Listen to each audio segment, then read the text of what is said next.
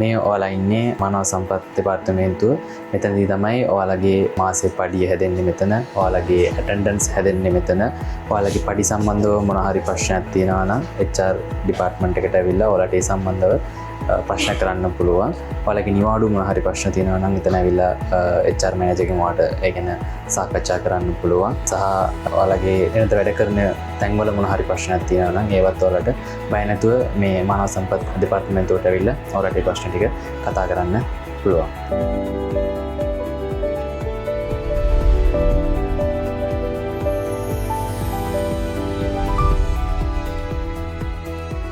කොන්කෝඩ් apparel ආයතනය තමන්ගේ කාර්ය මණ්ඩලයේ සෞඛ්‍ය සහ ආරක්ෂාව පිළිබඳව නිරන්තරයෙන් විමසිලිමත් වන ආයතන. ඉතින් ඒ හින්දම ඔවුන් නිතරම මේ සම්බන්ධව සේවක ප්‍රජාව දැනුවත් කිරීමේ වැඩසටහන් වැඩමුළු පවත්වනවා. මේ අවස්ථාවේදී අපි රැඳී සිටින්නේ ඒ ආකාරයෙන්ම ඔවුන් පවත්වන තවත් සෞඛ්‍ය සහ ආරක්ෂාව පිළිබඳ පුහුණු වැඩමුළුවකදී. ඉතින් අපි බලමු කොහොමද මේ සැසිය සිද්ධ වෙන්නේ කියලා.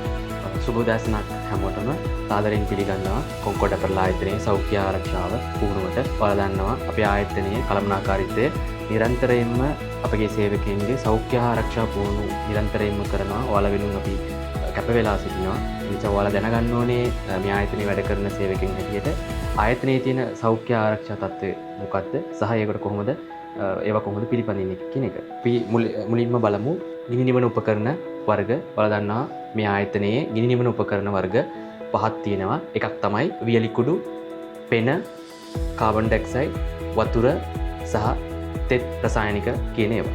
මෙතන වර්ගීකරණය කරලා තියෙනවා මේවා පාවිච්චි කරන්න ඕන මොනවා වලටද පාවිච්චි කරන්න ඕනි කියන එක. සහ පුද්ගලික ආරක්ෂක උපකරණ ගත්තොත් එහෙම ඔයාලා දන්නවා අපි ගාව තියෙනවා මේ වගේ ඇස්වසුම් කෝල පොයින්ට්ස් වගේ දේවල් තියෙනවා. ඔයාලා ඒ ගැන නිරන්තරයෙන් දැනුවත් වෙලා ඉන්න ඕනේ. ආයතනයේ කොහොමද ඒවා පාවිච්චි කරන්නේ?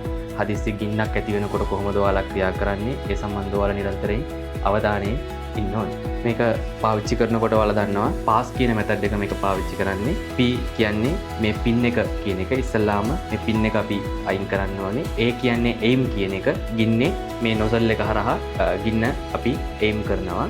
S S එකේ S කියන්නේ ස්ක්වීස් කරනවා කියන එක. මේක අපි මෙහෙම ඔබන්න ඕනේ. ස්විප් කියලා කියනවා. ඒ කියන්නේ අපි ගින්නට ඔහොම මේ අතු ගන්නවා කියන එක තමයි ඒකින් ස්විප් කියන එකෙන් කියවෙන්නේ. එහෙම තමයි අපි ගින්න නිමන්න දැනගෙන ඉන්න ඕනේ.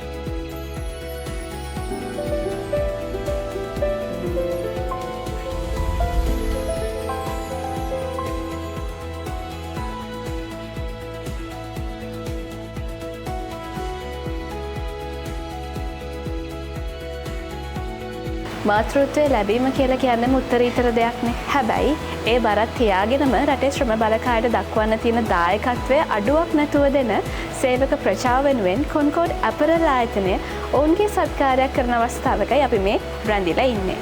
හැමදාම උදේ 10ට සුපුරුදු විදිහට ගර්භණී මව්වරුන් විදිහට කාර්ය මණ්ඩලයේ සේවයේ නියුතු මව්වරුන් වෙනුවෙන් සුපුරුදු පරිදි හැම දවසකදීම උදෑසන 10ට කොන්කෝඩ් ඇපරල් ආයතනය විසින් තමන්ගේ කාර්ය මණ්ඩලයේ සේවයේ නියුක්තව සිටින්නා වූ ගර්භණී මව්වරු වෙනුවෙන් පෝෂණීය අතිරේකයක් ලබා දෙනවා. ඉතින් ඔවුන්ට මේ දක්වන සහයෝගය තමන්ගේ කාර්ය මණ්ඩලයේ ආදරයෙන් බලා කියා ගන්නවට හොඳ නිදසුනක් කියලා අපිට කියන්නට පුළුවන්.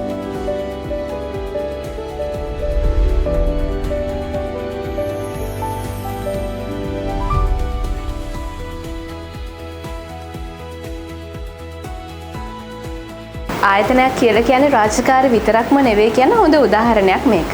උපන්දිනය කියලා කියන්නේ අවුරුද්දකට එකපාරක් විතරක් කෙනෙක්ට ලැබෙන අවස්ථාවක්නේ. ඉතින් කොන්කෝඩ් ඇපරල් ආයතනයේ උපන්දිනය සමරන කාර්ය මණ්ඩලයේ හැම කෙනෙක්ටම මේ විදිහට Tamanගේ වැඩ කරන ස්ථානයේ අලංකාරව සකස් කරලා සරසලා ඔවුන් වගේ කරලා උන්ට තෑගි දීලා ඒ දවසේ ඉතාමත් සතුටින් සමරන්න අවස්ථාව උදා කරලා දීලා තියෙනවා ආයතනය විසින්. ඉතින් සාමාන්‍යයෙන් ආයතනයක් තුළ අපි දකින්නට ලැබෙන ක්‍රමවේදයට වඩා වෙනස් වුණු හරි අපූර්ව අවස්ථාවක් විදිහට මේක අපිට දකින්නට පුළුවන්. හොඳයි. එහෙනම් අද දවසේදී උපන්දිනේ සමරන්නේ කවුද කියලා අපි දැනගෙන ඉමු. මුලින්ම සුබම සුබ උපන්දිනක් වෙන්න කියලා ප්‍රාර්ථනා කරනවා ඔබට. හරි. අපි දැනගන්න කැමතියි ඔබේ නම කුමක්ද? ඒ වගේම මොන සෙක්ෂන් එකේද මේ ආයතනයේ සේවය කරන්නේ කියලා. මම අජිත් කුමාර. මම කොන්කෝඩ් ෆිනිෂින් ආයතනයේ සුපර්වයිසර් කෙනෙක් විදිහට තමයි සේවය කරන්නේ. හරි. එහෙනම් අපි හොට ඉතාමත් සුබම සුබ අනාගතයක් වෙන සුබ උපන්දිනයක් වෙන්න කියලා ප්‍රාර්ථනා කරමු. අප නිෂ්පාදනාංශයට ආව තවත් ආදරණීය උපන්දින සුබ පැතුමක් අරගෙන. ඉහළ කළමනාකාරීත්වයේ උපන්දිනයේ සමරනාකාරය අපි දැක්කා. හැබැයි කොන්කෝඩ් ඇපරල් ආයතනය හැමෝටම සමසාධාරණත්වයෙන් සලකන ආයතනයක්. ඒක නිසා තමයි කොයිතරම් කාර්යබහුල වුණත් මේ නිෂ්පාදන ක්‍රියාවලිය සිද්ධ වන අතරතුරම Tamanගේ උපන්දිනයේ සමරන තවත් ආදරණීය කාර්ය මණ්ඩලයේ නිලධාරියෙක්ගේ උපන්දිනයේ සමරන්නට මේ විදිහට පරිපාලන නිලධාරීන් ඇවිල්ලා ඉන්නේ.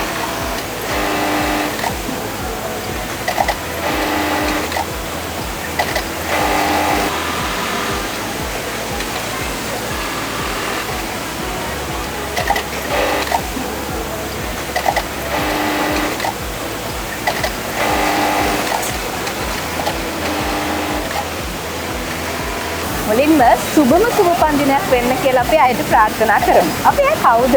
මොකද්ද කරන්න කියලා ඉස්සලා අහලා ඉන්න. මම කැමතියි දැනගන්න ඔයාගේ නමයි. ඔයා මේ සෙක්ෂන් එකේ මොනවද කරන්න කියලා. මම සුගන්ධිකා කලවාරච්චි. මම මේ සෙක්ෂන් එකේ A+ මැෂින් ඔපරේටරයක් විදිහට සේවය කරනවා. හරි. තව පුංචි එක ප්‍රශ්නයක් මට අහන්න තියෙනවා. කොන්කෝඩ් ඇපරල් ආයතනයේ රැකියාව කරන එක ගැන කොයිතරම් තෘප්තිමත්ද? මේ විදිහට Tamanගේ උපන්දිනයේ දවසේ වැඩට එන්න වුණත් ඔයාට මේ විදිහේ සුබපැතුම් අරගෙන එන පරිපාලනය කටයුතු කරලා තියෙනවා. මොකද ඒ ගැන කියන්න තියෙනවා? ඇත්තම ගොඩක් සතුටුයි. ජොබ් එකට එනවා වගේ නෙමේ තමන්ගේම පවුලේ එනවා වගේ තමා දැනෙන්නේ. ගොඩක් සතුටුයි. අපි ගොඩක් සන්තෝෂයෙන් වැඩ කරනවා. හරි. බොහොම ස්තුතියි අයට. ඒ වගේමයි ඔබට සුබ සුබන්දිනයක් වෙන්න කියලා ආයෙත් ප්‍රාර්ථනා කරනවා. ලේක් හවුස් අපි මේ විදිහට තමයි මේ කාර්ය මණ්ඩලයන් සියලු දෙනා සමග ඉතාමත් ආදරයෙන් සුහදශීලීව කොන්කෝඩ් ඇපරල් ආයතනය තුළ කටයුතු සිද්ධ වෙන්නේ.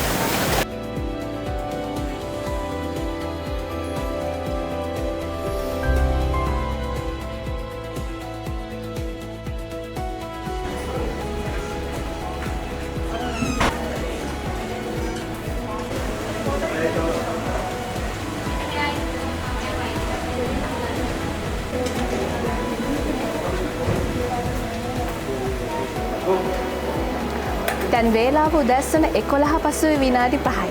මේ මොහොත වෙද්දී කොන්කෝඩ් ඇපරල් ආයතනයේ භෝජනාගාරයේ මම රැඳිලා ඉන්නේ. ඔබට පේනවා ඇති මේ ඉතාමත් කාර්යබහුල අවස්ථාවක් කියලා. මේ ආයතනයේ සියලුම සේවක නිලධාරීන්ට දිවා ආහාරය සඳහා වෙන් කර ඇති වේලාව.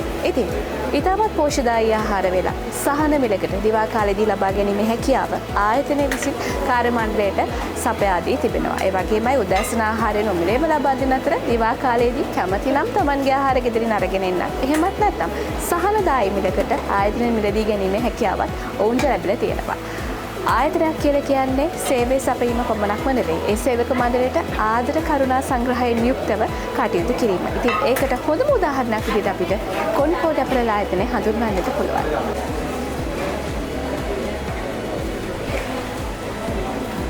ඉතින් දිවාහාරය අරගන්න අතරතුර මං අහලා බැලුවා කෑම ඇත්තටම රහයිද කියලා. රසයි.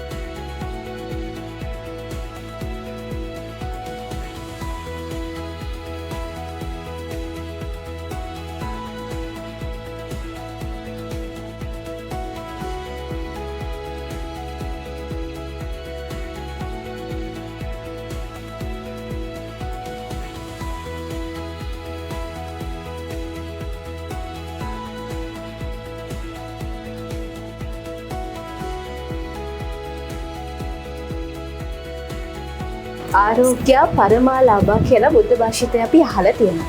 හැබැයි මිනිසුන් විදිහට හදිසි අනතුරු වලට රෝගාබාධ වලට අපිට මුහුණ දෙන්නට සිද්ධ වෙනවා. ඉතින් කොන්කෝඩ් ඇපරල් ආයතනය විසින් Tamanගේ සේවක කාර්ය මණ්ඩලයට කර්මාන්ත ශාලා පරිසරයක් තුළ ඇති වෙන්නට පුළුවන් අවදානම හඳුනාගෙන හදිසි අනතුරකදී කොහොමද ප්‍රතිකාර කරන්නේ? ඒ වගේම තමයි ඔවුන්ගේ තියෙනා වූ රෝගාබාධ වලට අවශ්‍ය කරන ප්‍රතිකාර ලබා දෙන්න අවශ්‍ය කරන පාසුකම් සලස්වා දී තිබෙනවා.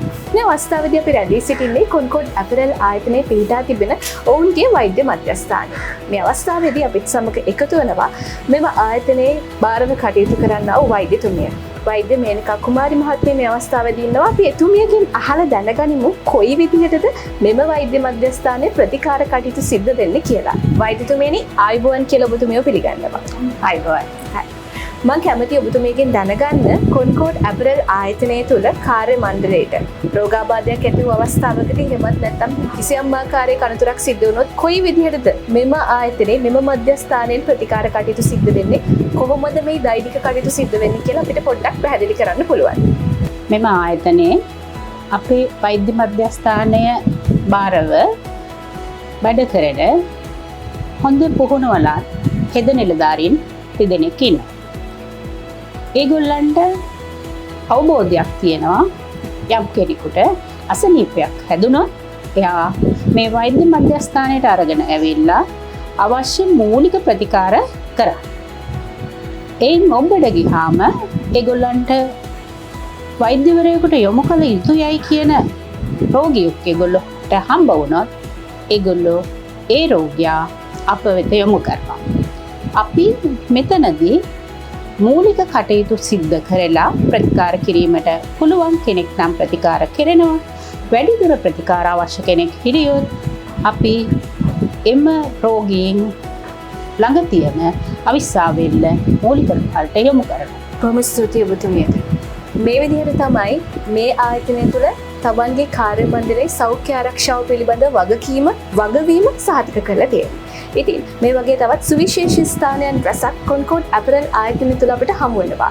කාර්ය මණ්ඩලයේ සෞඛ්‍ය ආරක්ෂාව පහසුකම් කොහොමද ඔවුන්ට ඉතාමත් සතුටින් තමන්ගේ කාර්ය කරන්න පුළුවන් කියන එකට හොඳ නිදර්ශන රැසක් මේ ආයතන පරිසරයෙන් අපිට හමු වුණා. ඉතින් ඒ තොරතුරුත් ඔබට කියන්න අපි සූදානම්.